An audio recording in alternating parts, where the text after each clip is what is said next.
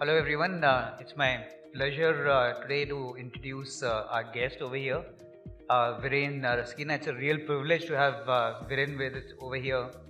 I'm going to let Viren talk about his experiences and stuff like that because there's no way I can do justice to that. But as a very quick background, Viren is the CEO of OGQ, Olympic Gold Quest, an organization which has a mandate to help India increase the number of gold medals we win in Olympics.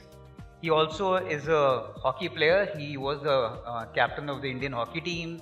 He represented India in various Olympics, Asian Games, Commonwealth Games, World Cup, and just has an illustrious career. Everything about his journey, about as a player, of course, but now what he's doing with OGQ is super inspirational, and I'm sure we learn a lot from that.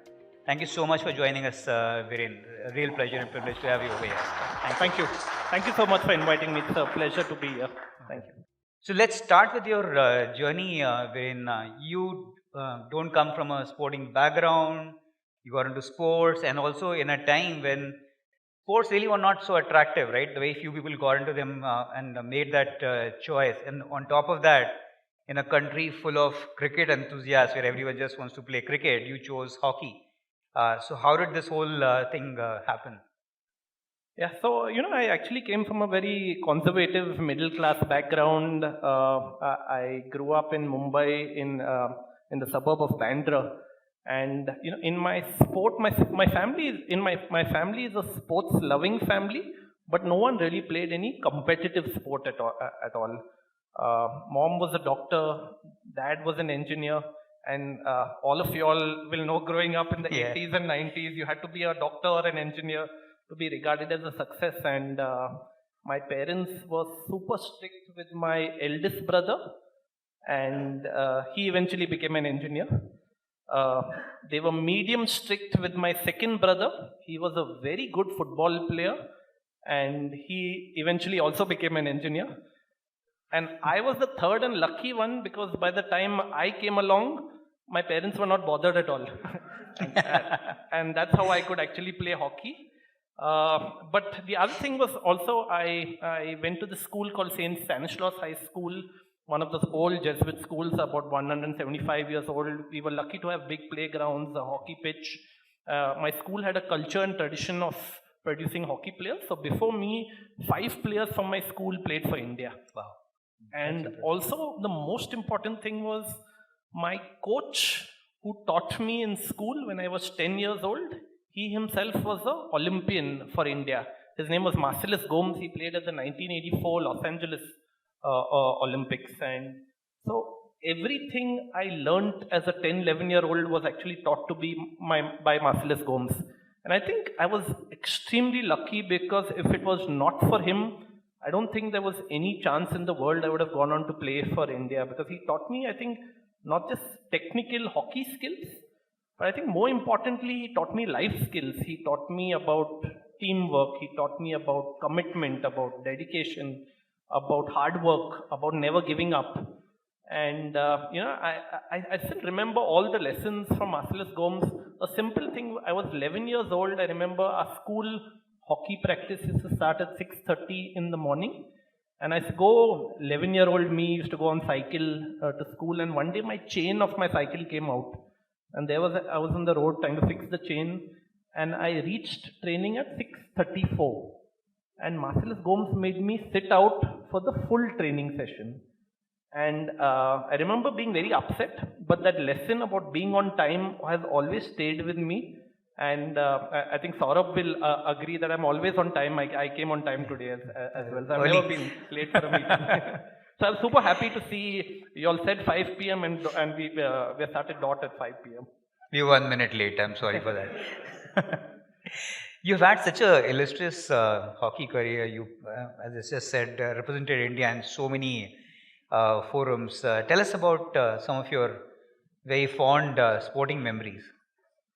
Yeah, I think there's just been so many of them. First of all, I just have to say that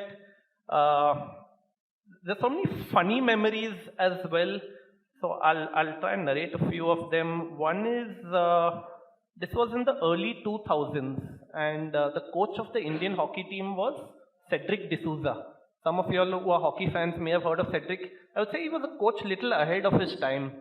And Cedric had introduced video analysis for the Indian team to prepare for matches. This was 2001, I think it was the Champions Trophy. We were playing Australia the next night. And Cedric had called us to his hotel room to analyze the previous India-Australia match. Now, there we were sitting in Cedric's darkened hotel room watching the previous match on screen on TV. All of us were fighting to sit right behind because, Cedric was a very strict coach. And when you look at yourself on the big screen and you make a mistake, you look like an idiot. And when Cedric plays it in slow motion, you look like a bigger idiot.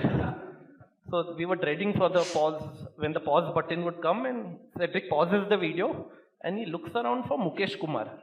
Mukesh Kumar, along with Dhanraj Pillai, used to be one of India's top strikers. So Cedric looks at the screen and he tells Mukesh, आप इतना experience senior खिलाड़ी हो, आपने इतना बड़ा गलती किया. देखो गैप तो यहाँ पे था, आपने पास वहां पे दिया. Mukesh is looking at the screen for some time. He thinks for some time. Then he asks Cedric, "Coach साहब, ये कैमरा कहाँ पे था?" And you know how in hockey, right? Cameras at a height to give you a bird's eye view of the ground. So Cedric says, "camera तो ऊपर था." So Mukesh again thinks for some time, and then he tells Cedric, "अरे coach साहब, जब Australia के साथ match खेलते ना, अगर ऊपर से मैच देखा तो गैप ही गैप दिखते हैं. नीचे आके ग्राउंड पे खेलो ना, गैप ही नहीं दिखते हैं." And we all laughed so much because I've played against Australia about 25 times in my career, and I was a midfielder, so I used to play in the center of the ground in the thick of action. And every time I got the ball in the middle of the field and I looked up, only the yellow shirts were visible. The blue shirts are not visible only. And when you actually saw it from Cedric's point of view, you think that there's a gap, but it closes down so quickly because Australia doesn't give you time to think, they don't give you time to breathe, they don't give you time to look up. We all took great pleasure in beating Pakistan, but I actually took personal pleasure in beating Australia just because it was so damn hard to beat them. They don't give you an inch on the ground. And that actually got me thinking, because when we see a problem from 10,000 feet up in the air, as opposed to actually seeing it on the ground, it's so much different. And it got me thinking, are we preparing right? Are we training with the right kind of quality and intensity and pressure that we'll actually face in the match? And the answer was no. And we needed to do things so much better. So that was one funny incident. Another incident against Australia, again, this was when I played at the Athens Olympics. I remember in '96, as a young teenager, I saw Leander Pace winning an Olympic bronze medal. I'm sure many of you all would have seen that moment. And for me, that was my moment of inspiration. Like Leander, I wanted to play for the country. I wanted to captain the Indian hockey team, wanted to play at the Olympics. I wanted to win an Olympic medal. I was very lucky. The first 3 dreams got fulfilled, but my final dream of actually winning an Olympic medal myself as a player, that remained unfulfilled. At Athens 2004, India was playing Australia again in a very crucial league match. India had to beat Australia to reach the Olympic semi-final. For Australia, a draw was enough. We scored the first. That time, hockey was 2 halves of 35 minutes. Now it has become 4 quarters of 15 minutes. India was leading Australia 1-0. Australia equalized 1-1 at halftime. In the second half, Dhanraj Pillai got a yellow card and he was suspended for 10 minutes. Now it's hard playing against Australia 11 versus 11. It's bordering on the impossible playing against them 10 versus 11 for 10 minutes. In the 10-minute period, Australia scored 2 goals. They were leading us 3-1. Dhanraj came back on the pitch, back to 11 versus 11. India made it 3-2. With 7 minutes left on the clock, India made it 3-all. We were throwing the kitchen sink at Australia because we had to find the winning goal. 3-all was not enough. We got 5 penalty corners in the last 10 minutes, but everything we threw at the Australian goalkeeper that night, he saved. With 4 minutes left on the clock, India hit the Australian goalpost. The ball hit the goalpost, it went across the goal line, but refused to go in. With 52 seconds left on the clock, India had a free hit on top of the Australian D area. Except our goalkeeper, all 10 of us went on top to try and score. And then what happened in the last minute happened in a blur. Because in our urgency to try and score, one of us made a mistake. The Australians intercepted the ball in their D area, they counter-attacked us, and with 20 seconds left on the clock, Australia scored the winning goal that night. Australia won 4-3 that match, finished around 10 p.m. Athens time. I remember crying on the sidelines till around 12 midnight because for me it was around 7 years of effort that had gone into preparing for the Olympics. And I remember being very angry and frustrated, not because India lost, not because one of us made a mistake. I was just angry and frustrated at the system, which I felt did not gear us well enough to handle the pressure against the best teams in the world when it really mattered, in those moments that really counted. And that Australian men's hockey team went on to win the gold medal at Athens 2004 in men's hockey for the first time ever in their history. And India and me only participated. And the reason I told you the story is just to say that sometimes at the highest level of world sport, it's those fine margins, those 1%ers.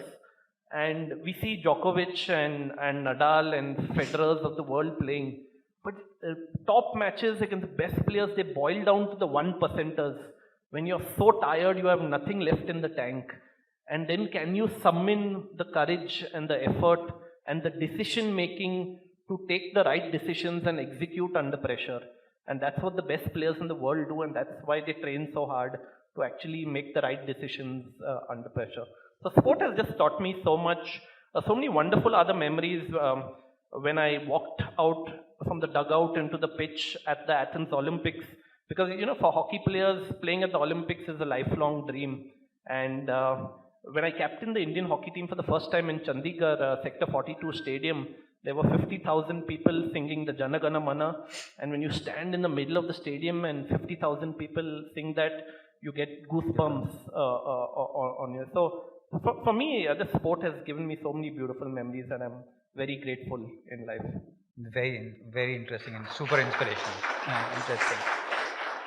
Okay, so let me do my duty and given all the stuff you said, all the things you have learned, what could we, as people who do slightly more mundane things, right, on the corporate side, learn from sports and some of the lessons you learned, right? What are the parallels you see? Because I know you're working with bunch of corporates also.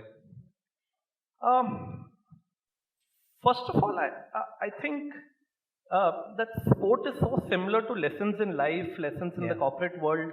And I think the biggest thing in sport is that you learn to lose. And in sport, we lose so much. I can for sure say that I've lost much more than I've won in life. And I continue to lose every day in my current job, where I'm looking after the training of so many of India's brightest young talents in sport, in that journey to win Olympic medals. And I think Abhinav Bindra said that the beauty in sport is the journey.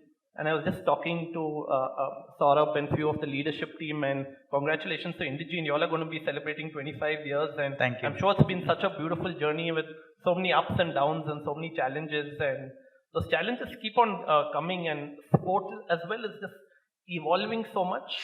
And one thing I've learned is champions are those who learn to adapt and who learn to handle pressure. Today we see Neeraj Chopra. I've seen many other champions like Mary Kom, Sindhu, Saina. I've always tried to think about what is the 2 or 3 things that make these people so special. Because everyone works hard, everyone is talented in some way, but what makes them so special?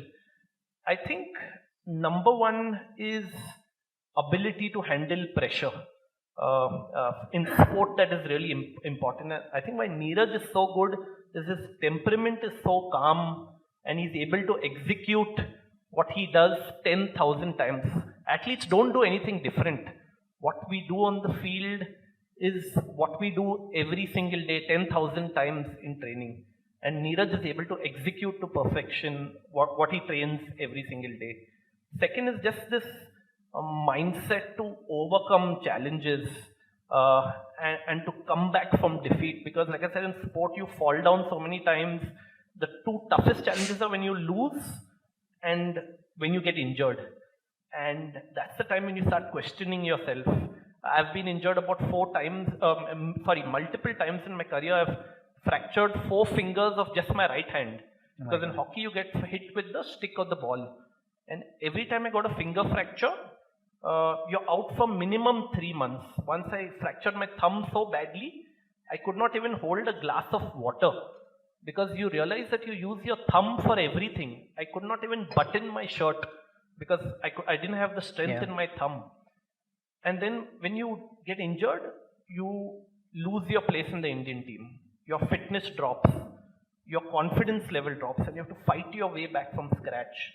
And I think that's the biggest thing about athletes like these being able to overcome challenges and being able to adapt. Because when you go to the Olympics, you can be 100% assured that conditions will never be favorable. You will always be in something will happen that is unexpected. If you're playing Australia, you make all the plans in the world. Once the whistle blows, all plans get thrown out of the window because I think Mike Tyson said it best when he said, you punch in the face. You can have all the plans in the world, but they all go to the window when you get punched in the face. So, that's what you got to be able to adapt to tough conditions and ever-changing conditions. Very interesting. Very, very interesting. You spoke about this, alluded to, obviously one of the things you are bringing out clearly is resilience, regular practice, right, staying at your game. And you also talk about disappointments, right, losing every day. Just tell about some of the tough times, really tough times you faced and how you deal with those. Like I said, I think tough times, they come so often for athletes. And again, it's about, I feel 2 things are very important in this. Having the right culture, having the right team, and having the right mindsets around them. Today, wrestling is one of the most important sports for India. If you go back to data from the last 4 Olympics, badminton, shooting, and boxing has given India 3 Olympic medals each. Wrestling has given us 6 Olympic medals. In the Tokyo Olympics, India won 7 medals. 5 sports won 1 medal each. Wrestling gave us 2 medals. Wrestling is such an important sport. But today, Ravi Kumar, the wrestler who got the silver medal, he just had an ACL injury. Vinesh Fogart, ACL injury. Deepak Punya, who came 4th at the Olympics, he's got a thigh injury. So it's just the nature of the sport. Injuries happen all the time. So that's the toughest part. And we see when there are challenges, it really tests the mettle of the team, your self-belief. And having the right environment conducive to excellence, where you motivate them every single day. Because I've seen in India, when athletes win medals, 10,000 people come to the airport to receive them. But when they are injured, you're alone that time. You have to fend for yourself. And that's the time where you start questioning yourself. Is it worth it? Do I love what I'm doing every day? When you have to fight on your own. And that's why you have to build the right team to stand by each other during the tough times. And have the right environment. Have the right communication with each other during these tough times. And I learned it from a lot in Germany. Manish and I went to play. In Germany, after I retired from the Indian hockey team, I went for 1 year to play in the Bundesliga, which is the German hockey league. And I remember the coach of my club in Germany, I was playing in Stuttgart, was one of the senior most coaches in world hockey. The captain of my team was the German national hockey captain, had won 2 World Cup gold medals, one of the best players in the world. And I remember in India, when I was growing up as a young kid, when I was 18, 19 years old in the Indian team, in India, when you're a junior, you're only supposed to be seen and not heard. Yeah. I could never imagine giving my opinion in the Indian team meeting that, we're actually doing rubbish. We need to improve this. I would only play when I was told to play. I would sit on the bench when I was told to sit on the bench. In Germany, when I went to play, I was very happy to see that the coach and captain created an environment where everybody was free to air their opinions in the team meeting. And the youngest member of the team was a 17-year-old German boy. I was really happy to see that this kid was given an equal chance to give his inputs and opinions, and very often what that young kid said was successfully implemented in a match.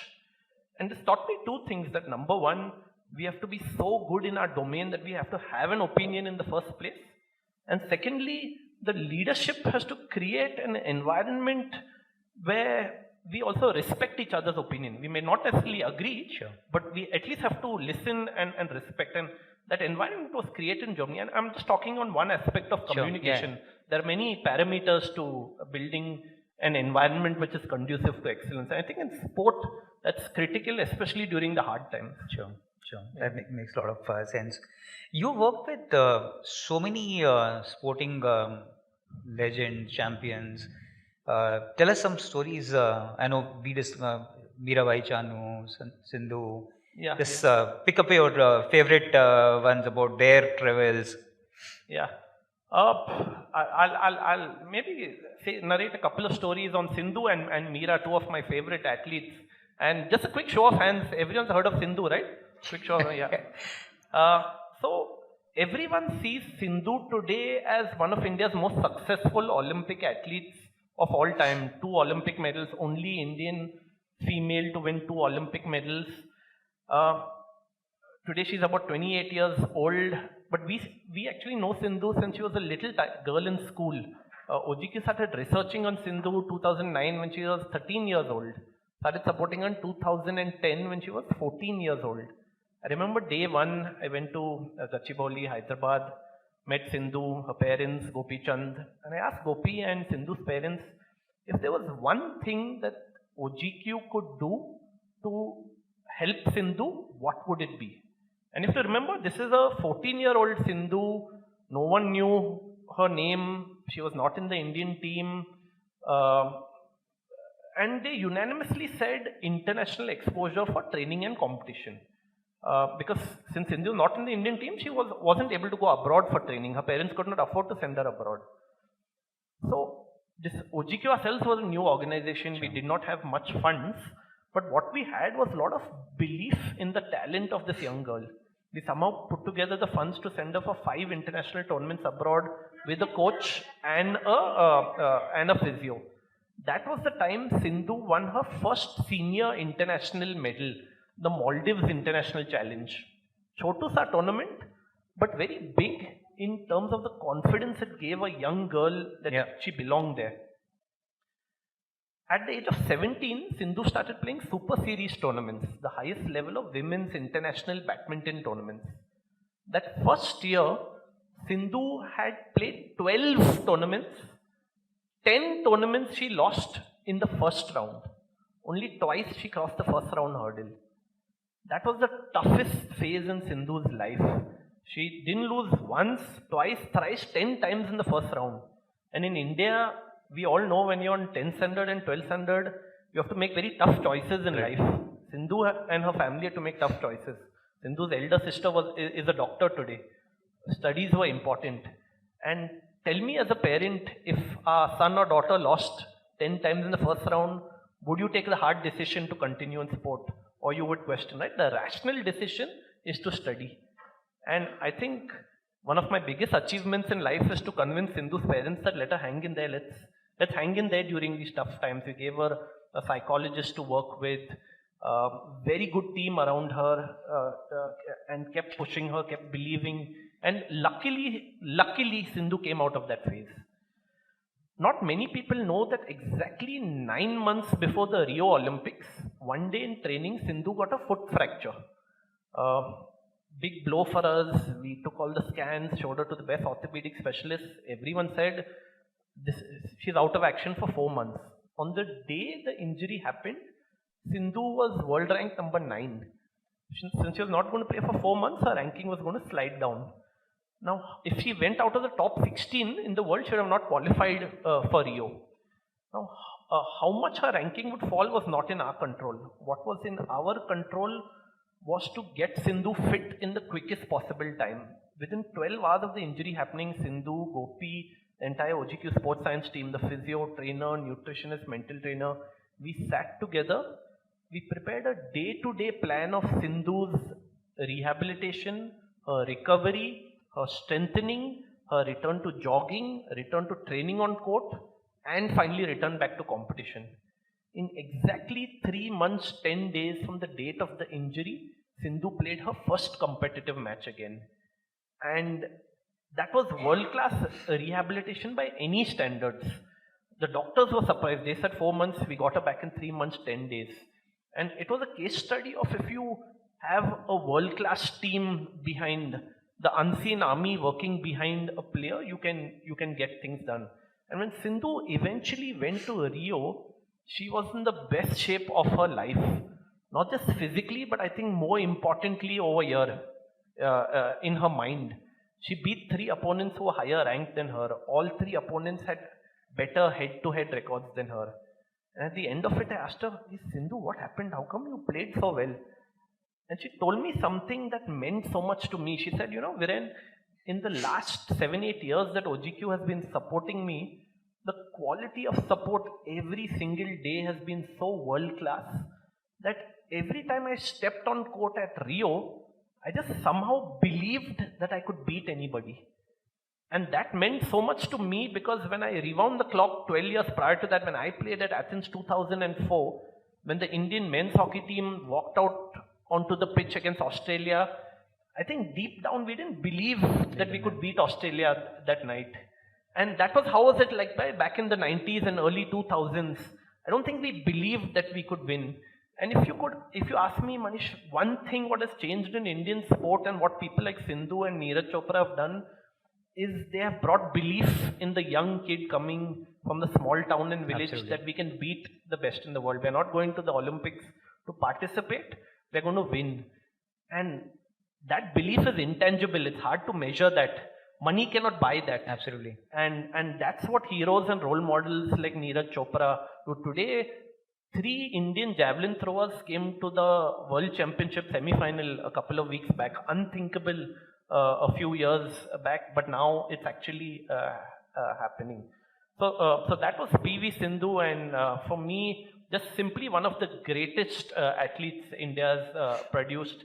And in sport, we tend to see the finish line, but the journey of struggle and how many times she lost and the time that she could almost quit the sport. I remember her throwing her racket on the ground when she was 17 years old and saying, I do not want to play badminton, I'm not good enough.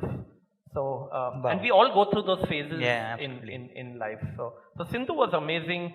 Mirabai Chanu, quick show of hands, anyone has heard of Mirabai Chanu? So Meera is a weightlifter, 49 kg weight category, very tiny girl. I was just in Patiala 2 days back watching her training. In the 49 kg weight category in weightlifting, women's, you have to lift about 115 kilos in clean and jerk. Now you lift the bar up to here and then you push it on top. Now the bar is so heavy, I am about 80-85 kilos. I cannot lift that bar 2 centimeters off the ground.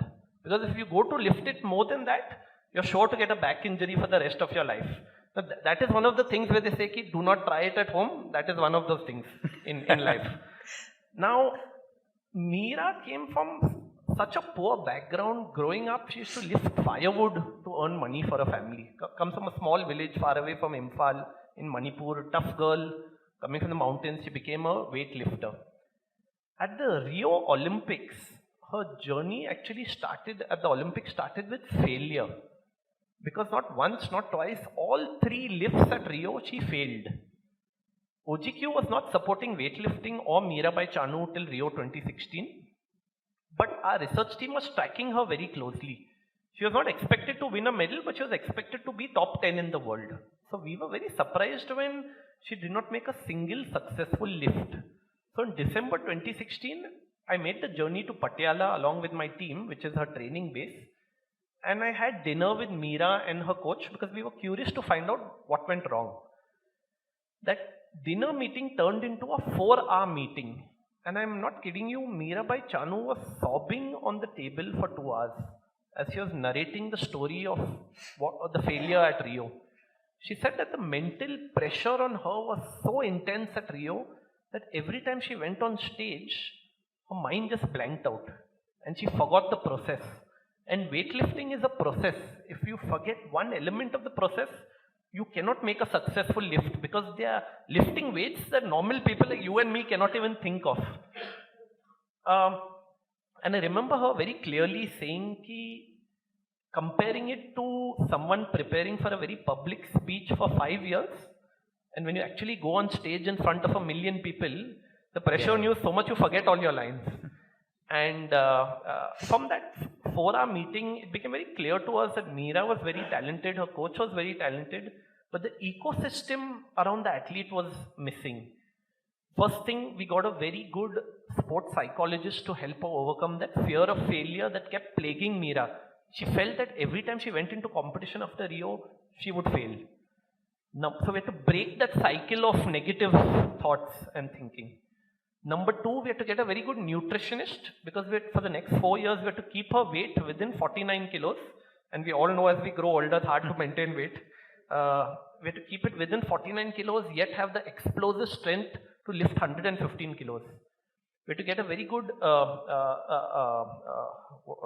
physiotherapist for her because I'm a hockey player, we look after boxers, wrestlers. I've seen a lot of injuries in my life, but I've never seen the kind of injuries that happen to weightlifters. In the last 3 months in the lead up to the Tokyo Olympics, Meera had 4 separate injuries simply because training loads are so high.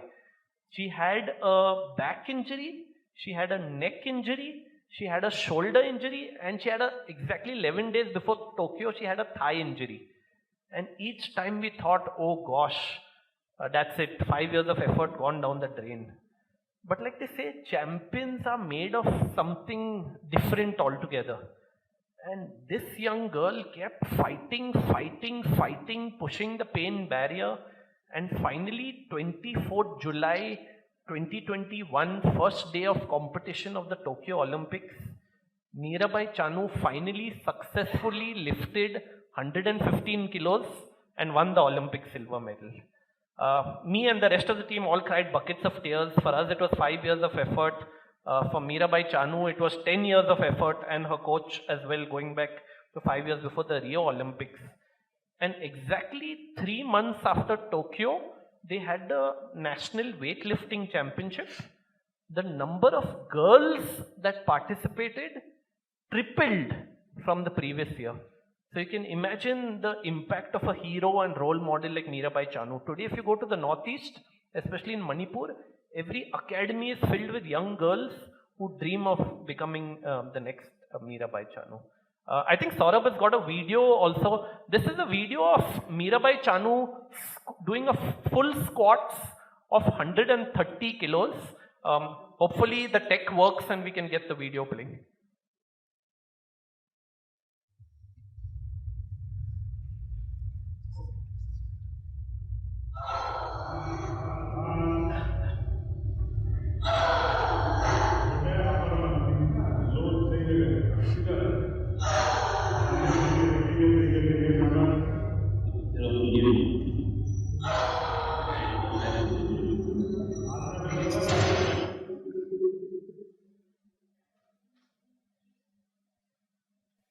Has everyone seen it, Saurabh? You want to just play it again? You all saw it? You can see it on the screen, I think.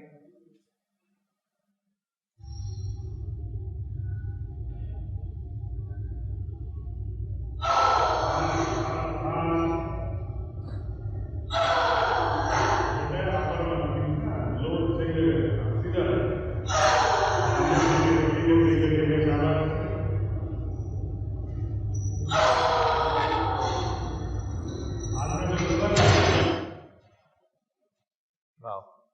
Please do not try this at home. Okay. And this girl is 49 kgs and she weighs, she's 4 feet 11 inches. So she actually just comes up to here for me. So this is, I've shown you 30 seconds of a 4-hour training session. Every day, twice a day, 6 days a week. So you can imagine what Olympic athletes, the torture they have to put themselves through every single day. in training, and that's why injuries are so much. And it's also about, I think you had said about a lesson, Manish, and one big lesson we learned is, we learned every day is that as athletes we have to be super responsible in looking after our health, because no one else can do it for you, and there's no point if the nation invests so much in you, and when it actually comes to the major event or major competition or Olympics, you're sick or injured. So looking after our health, and we are all being increasingly aware of that, right? Lifestyles are so tough, we travel so much, long hours, but we have to find the way to look after our health and well-being. That I could see that you didn't have the samosa in spite of still. Okay, so now let me come. I know, listen, the conversation with Viren can become endless. It's so interesting, so inspirational always. But uh, we as Indegene have been really fortunate to be associated with OGQ, trying to support them through our CSR initiative, which Saurabh along with Ram have been driving. And by the way, Viren went and did his MBA from ISB and had the option of joining the corporate world, the standard race. But a couple of sports people, and I let him talk about it, that's why I'm not naming them, convinced him to, actually from what I hear, it was a big convincing, you jumped onto it here and joined OGQ. So Viren, can you just tell us more about OGQ, what inspired you to get into OGQ, and what are you guys trying to do? Yeah, OGQ is a not-for-profit foundation. We look after the training and preparation of some of India's best athletes preparing for the Olympics. OGQ was co-founded by two of our sports legends, Geet Sethi and Prakash Padukone. You all have heard of them. Geet Sethi, 9-time world champion in snooker and billiards. Prakash Padukone, you all are all senior people over here, so I don't need to tell you all. But when I go to colleges and youngsters, I would tell them that he's not just Deepika's father. And he's played a little bit of badminton in his life. They had started this not-for-profit foundation called OGQ with a very sharp mission to help Indian athletes win Olympic gold medals. So year was 2009, I just finished ISB, I had a conventional corporate job, campus placement. I was about to start in Gurgaon when I happened to meet Geet and Prakash, and they were looking for a CEO. And for me, first of all, Geet and Prakash were gods in the sporting world, so I couldn't say no to them. Secondly, from the time I had my experience at the Olympics and since I retired, there was a nagging feeling inside me that I need to do something for Indian sport. And it just gave me the platform to help the next generation of athletes do something which I couldn't do, which is win an Olympic medal. And I wanted to ensure that the mistakes that were done in my playing career were not repeated for the next generation of athletes. So I actually, like I said, I had a pretty lucrative job. No one had heard of OGQ. There are no funds to pay my salary. But in life, I've always been mad. When I was 15 years old, the funny thing, Manish, was, so I came 13th on the Mumbai SSC merit list. And everyone wanted me to study, but I wanted to play hockey. I retired at a very early age, at 27. When I retired, everyone wanted me to play hockey, but I wanted to study at that point of time. And after ISB, everyone said I should join corporate world, but I wanted to go to a not-for-profit organization that couldn't pay my salary and no one had heard of. And I became the first employee, but very proud to say that in the last 14 years, we have looked after the training of more than 500 athletes in the last 3 Olympics, London 2012, Rio 2016, Tokyo 20. India has won 15 Olympic medals. OGQ has looked after the training of 9 of those 15 Olympic medal winners. And we support para athletes as well, athletes with physical disabilities. Last 4 years, India won 19 para medals at Tokyo, and the training of 10 of those 19 medal winners was looked after by OGQ. We look after training in terms of ensuring they have the best coaches, the best training facilities, the best equipment. We have put together a team of world-class doctors, physios, nutritionists, mental trainers, everything in the back end. So all the teams working with athletes like Mirabai Chanu, Mary Com, V Sindhu, Lakshya Sen, they're all OGQ employees. They are the best of the best working behind the scenes. And if we expect and dream of winning Olympic medals, everyone working behind the scenes has to be world class. And that's what we strive for. And Manish, Saurabh, and the entire leadership team, big thank you to Indegene. You all have been big supporters. We get funding only through donations. These donations come through donations from individuals, donations from family foundations, and CSR from corporates. So almost 80-85 corporate supporters through CSR, long-term CSR. Without that funding, we can't support the athletes. So we've been trying to build the team. Our team size is almost 100 at the moment. About 65 of them are working on the ground with the athletes across the country in 23 cities across 17 states. So we continue to fight every day and we continue to try our best. The Asian Games is 10 days away in Hangzhou, China. That's a very important milestone for us in the lead up to the Olympics. Priority sports that we focus on are badminton, boxing, shooting, archery, and wrestling. But we support athletes across Olympic and Paralympic sports. So 10 days from now, do watch on TV and do cheer for Indian athletes. So hopefully they'll do well at Asian Games and we'll take it forward. Absolutely. Can you just talk about the tagline also, which I love over there? Yeah, so it's beautiful. Yeah. That's by the way, message for a marketing team. Learn from. I'll also just go back to a little story of Sindhu when she stood on the Olympic podium in Rio 2016. I was privileged and lucky enough to be standing 10 meters behind her. And I saw Sindhu standing on the podium, the Indian flag going up, and the Spanish national anthem was playing. The Carolina Marin of Spain. Did anyone watch that match? Yeah. That was 10-all in the third and final game, and unfortunately Sindhu lost from that position. And I was thinking to myself, I was recording that moment on my phone, and I was thinking to myself, if Sindhu had to win from that position, that would have been the Jana Gana Mana play.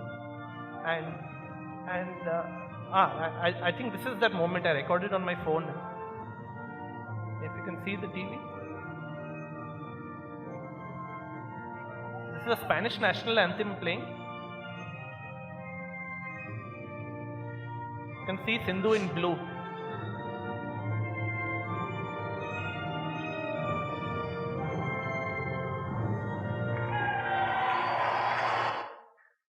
So, like I said, if Sindhu had to win, that would have been the Jana Gana Mana playing.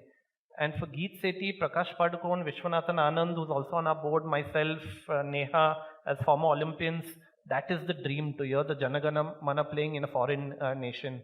And the tagline of OGQ is, it takes just 6 grams of gold to lift the worth of a nation. 6 grams of gold, that's the weight of pure gold in an Olympic gold medal. And that's what we strive for. Unfortunately, it can't be bought. We got to work many, many years to build those champions. And Manish, that's the tagline of OGQ. And I also got something little for you, Manish, which is shows us our tagline also, if you don't mind. So this box over here, the tagline and the OGQ, the logo is also symbolizing the Olympic gold medal, and the tagline says it takes the 6 grams of gold to lift the worth of a nation.